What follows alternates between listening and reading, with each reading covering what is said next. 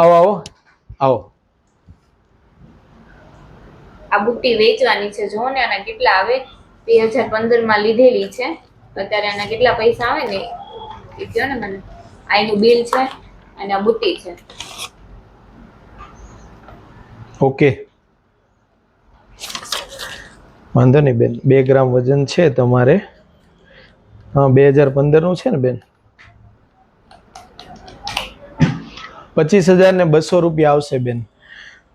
2015 માં લીધેલી વસ્તુ છે બેન. તમે 25,200 આજે આવે છે. એટલે મિત્રો આપ પણ સમજી શકો છો કે 10 વર્ષના રોકાણમાં 2015 અને 2025 એટલે 10 વર્ષમાં માત્ર 11,000 નું રોકાણ ગ્રાહકે કર્યું હતું ઘરેણામાં, અને 25,200 એટલે આપ સમજી શકો છો કે 25,200 માઇનસ 11,000 એટલે 14,200 વધે છે. એટલે ડબલ કરતા પણ વધારે રૂપિયા થયા છે.